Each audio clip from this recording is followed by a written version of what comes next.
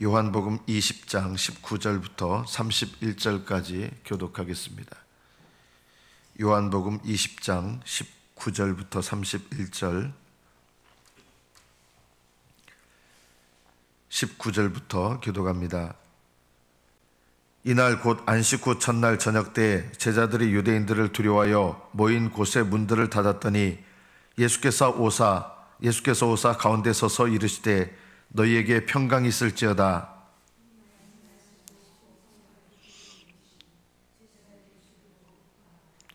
예수께서 또 이르시되 너희에게 평강이 있을지어다. 아버지께서 나를 보내신 것 같이 나도 너희를 보내노라.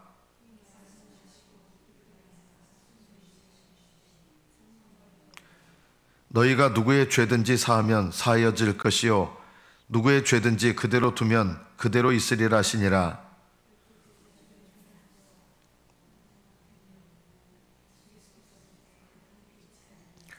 다른 제자들이 그에게 이르되 우리가 주를 보았노라 하니 도마가 이르되 내가 그의 손에 못자국을 보며 내 손가락을 그 못자국에 넣으며 내 손을 그 옆구리에 넣어보지 않고는 믿지 아니하겠노라 하니라.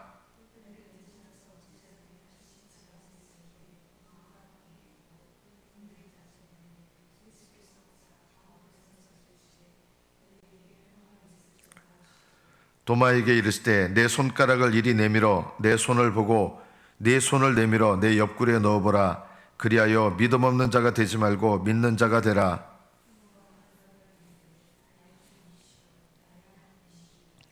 예수께서 이르시되 너는 나를 본고로 믿느냐? 보지 못하고 믿는 자들은 복되도다 하시니라.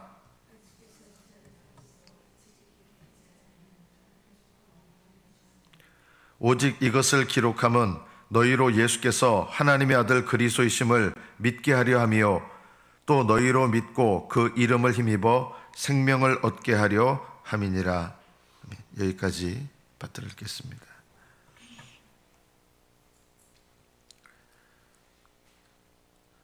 (23절) 말씀해 보면 너희가 누구의 죄든지 사하면 사여질 것이요 누구의 죄든지 그대로 두면 그대로 있으리라. 예수님을 믿는 사람들이 다른 사람의 죄를 사하는 권세가 스스로 있다는 뜻이 아닙니다. 이거를 오해를 하면 마치 이렇게 되죠. 내가 당신의 죄를 사하노라 이렇게 말씀대로 하는 것 같은데 이건 참 어리석은 일들이죠. 우리의 죄를 사하실 분은 하나님밖에 없습니다. 그럼 누구의 죄든지 사하면 사여질 것이요, 이 말씀의 뜻은 어떤 뜻일까요? 여러분이 누구의 죄든지 사해야 된다는 거예요. 용서해야 된다는, 용서하라는 말이 아니라 이거는 사하는 거예요. 이게 무슨 뜻일까요? 그 뒤에 말씀 보면 이게 무슨 의미인지 알 수 있습니다. 누구의 죄든지 그대로 두면 그대로 있으리라. 여기 사한다는 말은 다른 사람의 죄를 그대로 두지 않는 것을 말합니다. 어떻게 합니까? 이야기해 주는 것입니다. 우리는 둘 중에 하나거든요. 다른 사람을 비난하든지 침묵하든지, 이게 둘 다 똑같은 죄입니다. 우리는요 대체로 다른 사람의 죄에 대해서 침묵합니다. 나도 누구한테 말 듣기 싫고 괜히 얘기했다가 그 사람한테 내가 비난의 표적이 될까 봐 얘기 안 합니다. 그런데 어떻게 얘기해요? 그 사람 없는 데서 얘기해요. 이거는 비난이죠. 당사자가 없는 가운데서 다른 사람의 죄와 허물을 이야기하는 건 비난밖에 되지 않습니다. 이 비난하는 죄나 또 내가 누구한테 뭔가를 얘기했다 그러면 나한테 뭐라 그럴까 봐, 또 관계가 깨질까 봐, 그런 것 때문에 내가 얘기를 안 합니다. 침묵하죠. 대부분 침묵합니다. 그러니까 어떤 일이 일어나냐면 죄가 그대로 있는 거예요. 초대교회나 또 신앙이 뜨거울 때 교회들 모습 보면요, 남의 죄를 그냥 두는 법이 없어요. 우리는 사랑이라는 이름으로, 이게 거짓 사랑이죠. 다른 사람의 죄에 대해서 침묵합니다. 이거 사랑 아니잖아요. 또 반대로 다른 사람의 죄를 까발립니다. 드러냅니다. 남들한테 부끄럽게 만들려고. 똑같은 죄입니다. 그럼 어떻게 되느냐? 권면해야 되는데요. 권면은 그 사람을 사랑해야, 내가 널 사랑해서 얘기하는 건데 이런 얘기 할 필요도 없어요. 정말 사랑하는 사람은요, 내가 널 사랑해서 하는 얘기인데 이런 식으로 얘기 안 해요.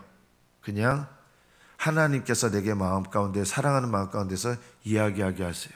당사자한테요. 저는 우리 교회에서 그 자리에 없는 다른 사람의 허물과 죄를 비난하는 듯이 누군가 얘기하면 그거를 같이 즐기면서 듣는 것도 죄 속에 함께 죄를 짓는 겁니다. 그건 비난이지. 주님께서 제일 싫어하시는 게 그런 거거든요. 비난이에요, 그건요. 그 자리에 없는 누군가의 죄를 이야기하고 정작 당사자한테는 안 해요. 그거는 비난이에요. 교회는요, 이런 비난과 침묵, 왜냐하면 괜히 얘기했다가 내가 관계가 깨지고 뭔 소리 들을 것 같으니까 교회 안에 그냥 내버려 두거나 비난하거나 이런 것 때문에 죄는 늘어나거나 전혀 어떤 변화가 없는 것이죠.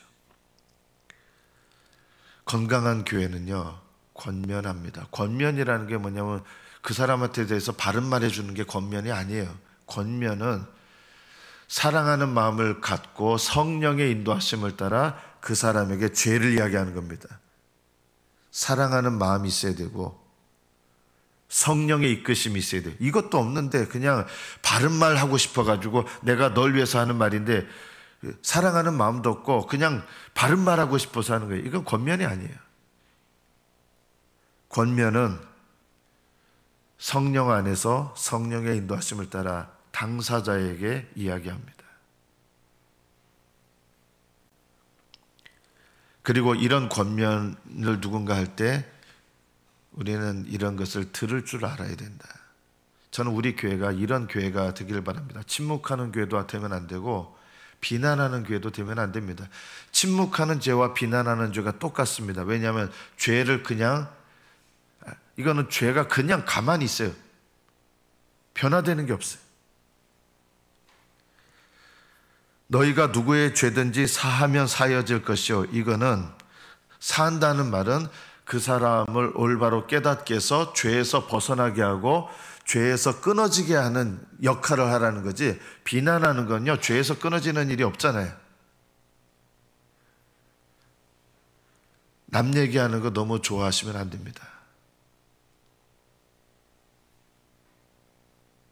누구의 죄든지 사하면이라는 말은 예수님께서 왜 남의 죄를 그대로 두지 말아라 이렇게 말씀하지 않은 이유는, 우리는 남의 죄를 그대로 두지 말아라 이러면은 그냥 무조건 그 사람한테 비난조로 얘기하거나, 당사자한테, 또 목사님이 당사자한테 얘기를 했으니까 당사자한테 가가지고 그냥 비난조로 얘기, 이렇게 하면 이거는 권면도 아닙니다. 내가 사랑하는 마음이 있는가? 성령의 인도하심을 받는가? 사랑하는 마음과 성령의 인도하심을 받는 사람은요, 내 눈에 티끌 돌아보는 일을 잘해요. 자기 죄를 돌아볼 줄도 모르는 사람이 남의 죄를 얘기하시면요, 어떻게 되는지 아세요? 오히려 싸움만 일어납니다. 왜 내가 남한테 바른 말 하는데 왜 싸움이 일어나느냐? 내가 하나님의 은혜 가운데서 영적인 권위가 없어요. 영적인 권위가 뭐냐면 누구한테 말할 권위를 말하는 게 아니라 내가 하나님의 성령으로 충만해야 되거든요. 내가 깊은 회개를 해보지 않은 사람이 딴 사람한테 자꾸 회개하라 그래요. 그러니까 이게 안 되는 거죠. 우리는 내 죄부터 회개하는 훈련과 연습을 먼저 해야 된다. 부모 자식 간에도요, 왜 부모님들이 얘기하는데 자식들이 잘 안 들을까요? 한편 이게 있어요. 부모들이 바른 말 하는 것 같지만 자식들은 당사자니까 우리 하잖아요. 자식이니까. 근데 왜 자식들은 우리 말 안 듣냐면요, 이유가 있어요. 부모님이 회개가 잘 안 돼서 그런 거예요. 부모님이 정말 하나님 앞에 회개가 돼 있고 이 훈련이 돼 있으면요, 부모가 하는 말을 자녀도 듣게 돼 있어요. 왜냐하면 성령께서 역사하시기 때문에. 근데 부모님은 자녀들 사랑하기 때문에 물론 자녀들을 책망한다고 하지만 사실은 부모들도 하나님 앞에서 내 죄를 돌아보며 회개하는 훈련이 안 돼 있는 경우가 너무 많거든요. 그런 가운데서 자녀들한테 이래라 저래라 하니까 자녀들도 그 부모의 위치만 있는 거지 부모의 영적 권위가 없어요. 그러니까 자녀들이 잘 안 들리는 거예요. 그러니까 안 듣는다고 또 우리 다 그런 모습들 있잖아요. 또 부모로서 열받아가지고 그냥 막 퍼붓게 되고, 이거는 내가 위치를 갖고 있기 때문에 위치 에너지로 하는 거예요. 이거는요, 위치 에너지. 이런 것은 권면이 아닙니다. 정말 권면을 하려면 하나님 앞에 내 들보를 먼저 회개하는 훈련이 되어야 된다. 반대로 이렇게 하지 마십시오. 누군가 나의 죄를 얘기할 때 네 죄나 잘 봐 이러잖아요. 또 우리는요, 이런 것도 참 못된 습관들이에요. 네 죄나 잘 보시라고. 남 신경 쓰지 마시고. 하나님은요, 훈련되지 않은 악한 도구도 쓰신다는 거 아셔야 돼요. 마귀도 쓰시고 악한 자들도 쓰시고, 그분이 상대방이 우리 이런 말을 하면 또 당신 들보나 먼저 빼내세요. 이거 굉장히 잘못된 태도들이에요. 이런 게요. 우리는 이런 말을 할 자격이 없다. 그 사람이 자기 들보를 빼내지 않고 그냥 바른 말하고 싶어하는 마음으로 나에게 말할 수 있어요. 그 사람은 그게 잘못된 거예요. 하나님께 가면 책망받아요. 그런데 그런 훈련되지 않은 사람의 말이라도 나는 하나님께서 듣게 하실 때가 있다. 자녀들한테 막 권면했더니 자녀들, 엄마 뭐가 잘나가지고, 아빠 뭐가 잘나가지고 나한테 그런 얘기를 해. 아빠 잘났어? 아빠나 잘해. 이럴 수 있잖아요. 자식 새끼 키워놨더니 그냥 이런 얘기나 하고 더 화가 나가지고. 우리는 어떤 경우에도 권면하려면요, 분노해서는 안 됩니다. 분노하시는 분들은 권면을 하거나 권면을 들을 준비가 안 돼 있다는 것입니다. 분노하시면 안 됩니다.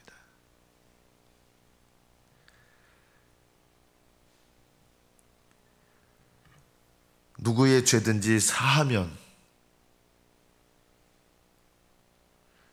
이 죄 문제가 해결돼서 하나님과 올바른 관계를 맺는 것, 이것이 중요하죠. 내가 올바른 관계를 맺고 있지 않는 분이 딴 사람이 하나님과 올바른 관계를 맺게 할 수 있습니까? 잘 안 되죠. 그래서 누구의 죄든지 사하려면 평강이 있어야 됩니다. 평강은 두 가지인데요, 죄 사함으로 말미암는 평강이 있고 하나님과 친밀한 관계를 맺는 데서 오는 평강이 있어요. 이 두 번째, 하나님과 친밀한 관계를 맺고 있는 데서 오는 평강, 이 평강이 있는 사람은요, 다른 사람을 권면할 때도 이 평강 안에서 권면합니다. 올바른 관계를 갖고 있다는 뜻입니다. 평강이란 말은 그냥 근심, 염려, 걱정 없다는 뜻이 아니라 하나님과 올바른 관계, 친밀한 관계를 맺고 있는 상태가 평강이거든요. 이 평강을 가지려면 당연히 성령 충만해야 되죠. 성령을 받으라. 하나님과 올바른 관계에서 나오는 이 평강을 누리려면 성령 충만하셔야 됩니다. 그리고 성령 충만하시면 다른 사람에게 보이거든요. 평강한 관계가 아닌 사람들에게 그 원인이 되는 것들을 권면할 수 있습니다.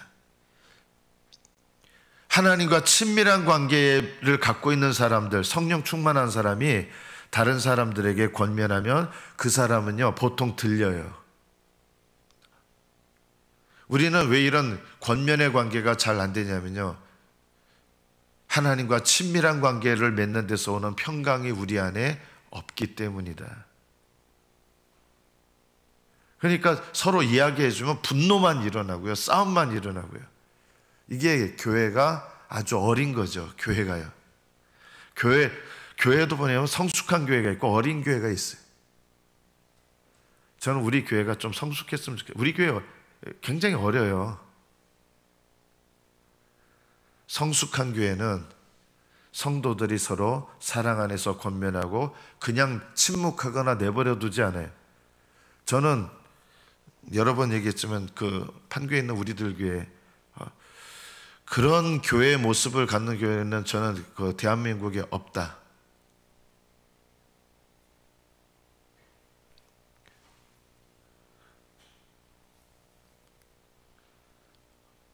제 처제가 그 교회에 간 지 한 1년 됐거든요. 등록해서. 그 전에 교회 수십 년 다녔는데 그 수십 년 다녔는데 신앙생활 한 것보다 그 교회에서 1년밖에 안 됐는데 1년 하면서 영적으로 제가 형부로서 봤을 때 영적으로 정말 큰 변화가 있는 거예요. 그러면 좀 그 전교회를 좀 비난한 것 같아서 죄송합니다. 그 전에 교회 또 계속 있었으면 그렇게 되느냐? 그렇게 되기 어렵다. 이 교회 분위기, 영적 분위기가 너무 중요한 거예요. 교회에 어린애들만 많으면요 자라갈 수가 없어요. 교회에 다 갓난아기들밖에 없으면요 그 교회가 서로 권면할 수도 없어요. 어떻게 권면합니까? 내가 영적으로 은혜 가운데 자라고 겸손하고 온유하고 그러면서도 사랑 가운데서 다른 사람을 사랑하는 마음으로 그 사람이 주님과 친밀한 관계가 되지 못하는 게 안타까워서 그런 마음, 주님과 친밀한 관계를 맺을 수 있는데 더 열심을 내고 그런 게 눈에 보여서 안타까워하는 마음, 사랑하는 마음으로 권면할 줄 아는 것, 이런 것이 필요한 것이죠. 보지 못하고 너희는 나를 본고로 믿느냐? 보지 못하고 믿는 자들이 더 복되다. 여기 보지 못하고 믿는다는 건 그냥 안 보고 믿는다 이 뜻이 아니에요. 도마는요 만져보고 예수님 믿었잖아요. 그럼 보지 못하고 믿는 건 뭘 말합니까? 성령을 받아서 믿는 걸 말하는 거예요. 성령 체험으로 믿는 거, 성령 충만해서 믿는 거. 그냥 안 보고 믿는다는 뜻이 아니라 보지 못하고 믿는 자들은 누굴 말하냐면 예수님을 직접 보지 않았지만 성령을 받아서 성령 안에서 내 안에 계시는 하나님, 나와 함께 계시는 하나님을 체험하는 거예요. 제가 어제 설교 말씀에 나와 함께 하시는 하나님, 내 속에 계시는 하나님, 함께 하시고 속에 계시지만 모르는, 이걸 경험하지 못하는 성도들이 너무 많은 거예요. 내 속에 계신 하나님은 어떻게 경험합니까? 정말 깊이 회개하고 참 회개를 할 때 나를 떠나지 않으시고 버리지 않으시는 하나님을 체험적으로 알게 되는 거예요. 회개를 안 하시는 분들은 내 속에 계신 하나님을 몰라요. 내 삶 속에 어려운 일 겪고 정말 힘든 일을 겪지만 그 가운데서 주님을 의지하고 기도하고 의지하고 이러면서 하나님을 체험하면 나와 함께 하시는 하나님을 아는 거거든요. 이런 체험이 많아지려면 내 삶에 다가오는 어려움들, 고난들, 환난들, 이런 걸 내가 어떻게 해석하고 어떻게 적용하느냐. 그냥 힘들기만 하고 이거 없어졌으면 좋겠다, 이렇게 해석만 하고 하면 믿음이 안 자라요. 나와 함께 하시는 하나님을 몰라요. 문제 해결만 되길 바라요. 그냥 문제가 없어지길 바라요.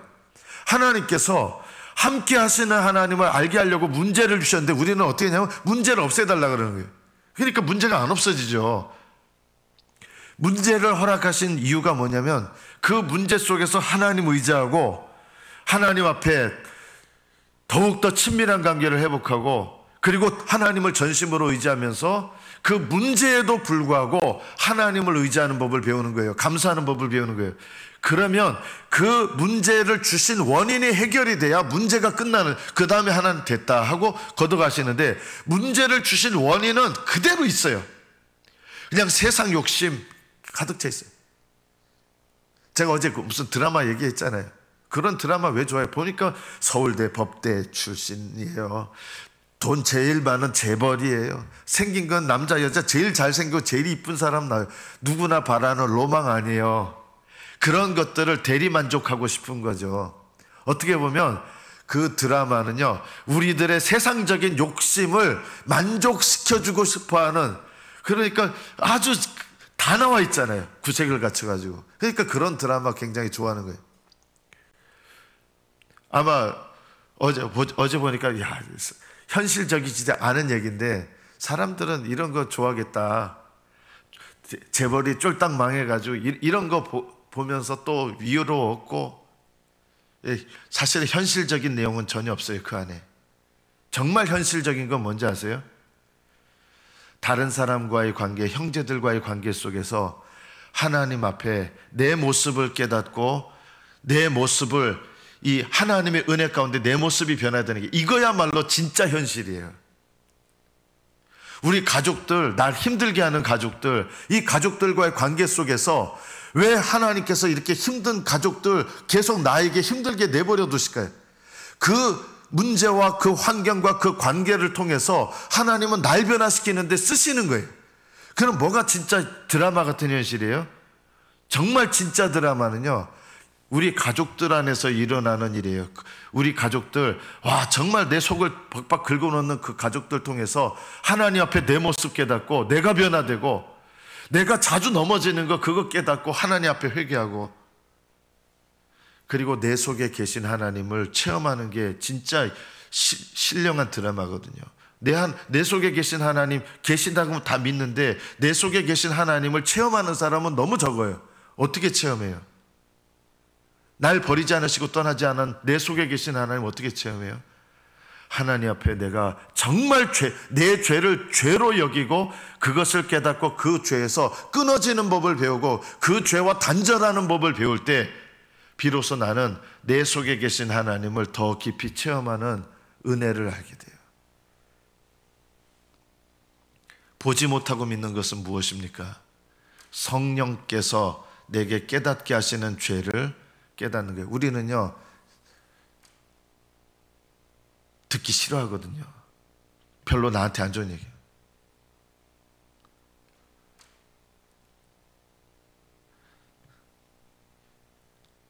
새벽에 아내가 저한테 이제 설교, 당신 설교는요 너무 적용이 없어요 한 거예요.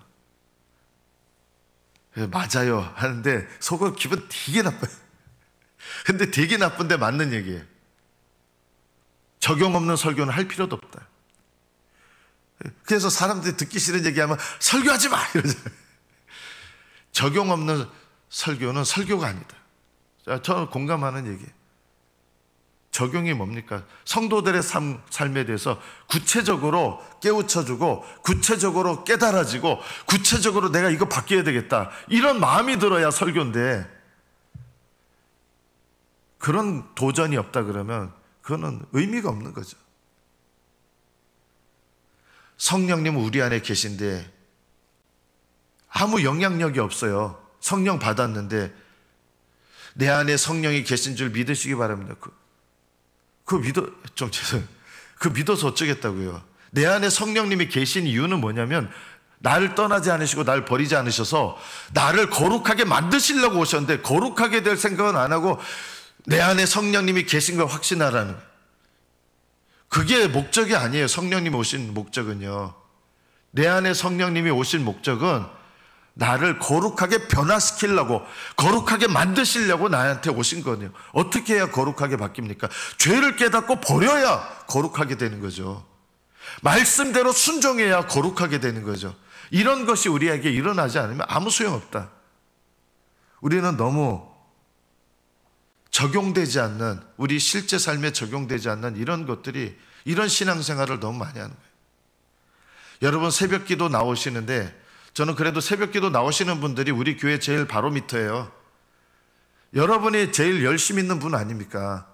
그리고 저는 이런 생각이에요. 새벽 기도 나오시는 분들이 신앙생활이 성장할 가능성이 가장 높다. 주님과 동행할 가능성이 제일 높다. 저는 당연히 그렇게 생각합니다. 새벽 기도 나오시는 여러분들이 바로미터예요.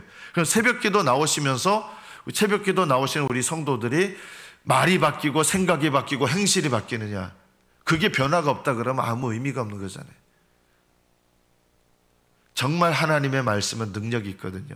목사가 전하는 하나님의 말씀, 설교가 하나님의 말씀이라 그러면, 하나님의 정말 하나님 말씀이면 변화가 있을 거거든요.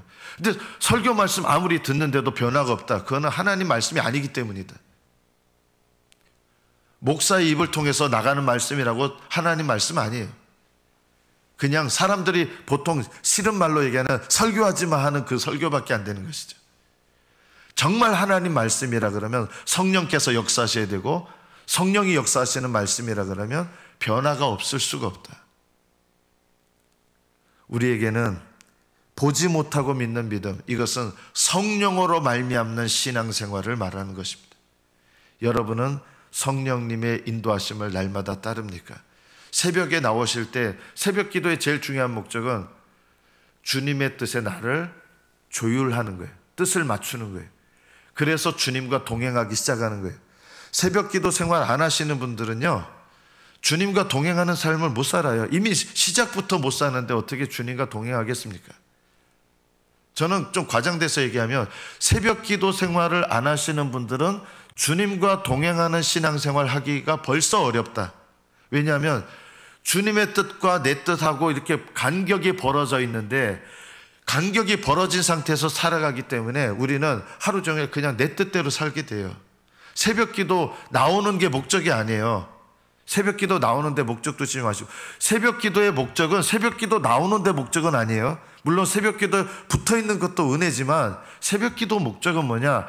하루의 첫 시작에 내가 하나님의 뜻과 나의 뜻을 일치시키고 같은 방향을 갖는 거예요. 그래서 오늘 생활하는 모든 생활 중에 내가 하나님의 뜻 가운데서 내 방향을 조율하는 거예요. 여러분, 기타 연주하시는 분들 처음 시작할 때 뭐부터 합니까? 조율부터 하잖아요. 음이 제대로 맞는지.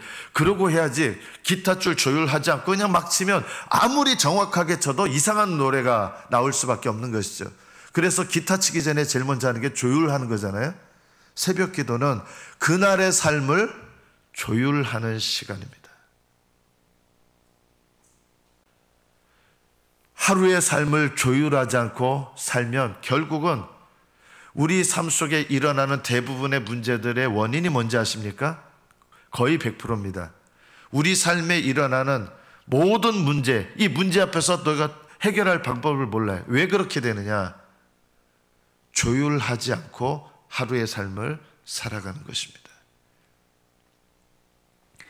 여러분이 보지 못하고 믿는 자들, 성령 안에서 살아가는 삶이 되려면 첫 시작부터 하나님의 뜻에 나를 맞추는, 여기부터 시작이 된다. 그것에 목적을 두는 것이 새벽 기도 생활이죠.